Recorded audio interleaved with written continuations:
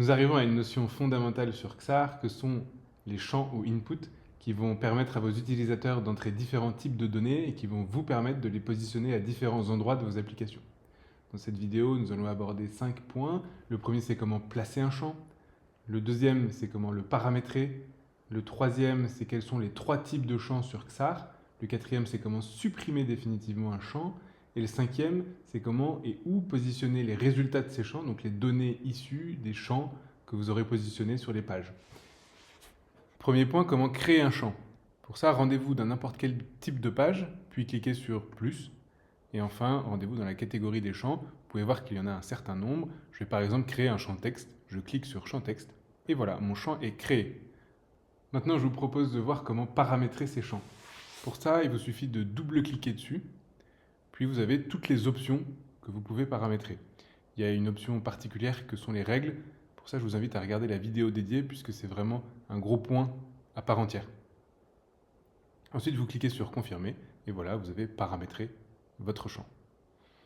Nous allons maintenant voir les 3 types de champs sur Xar et à quoi ils servent.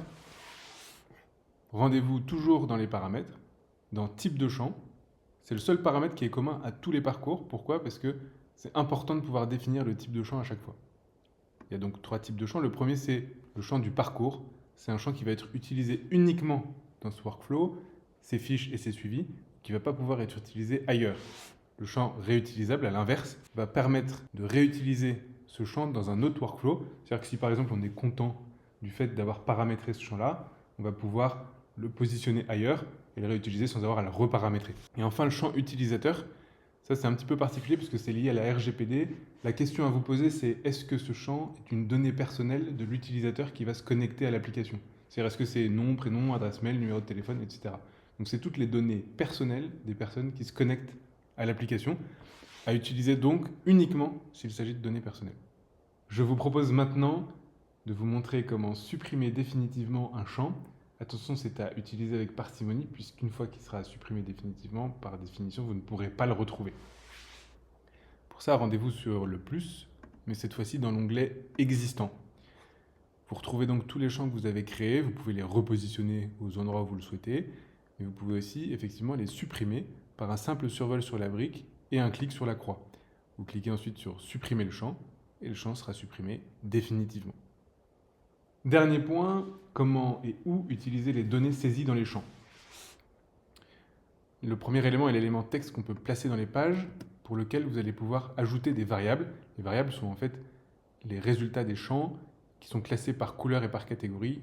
Donc il y a les variables du parcours, réutilisable, utilisateur et les métadonnées. Par exemple, si je veux placer le prénom, je vais cliquer sur la variable prénom, elle va alors s'afficher dans mon texte.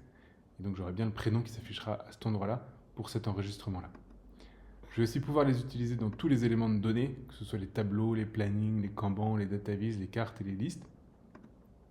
Mais aussi dans pas mal d'actions comme la création de documents, l'envoi de mails, l'envoi de SMS, et à tous les endroits où je peux utiliser les variables.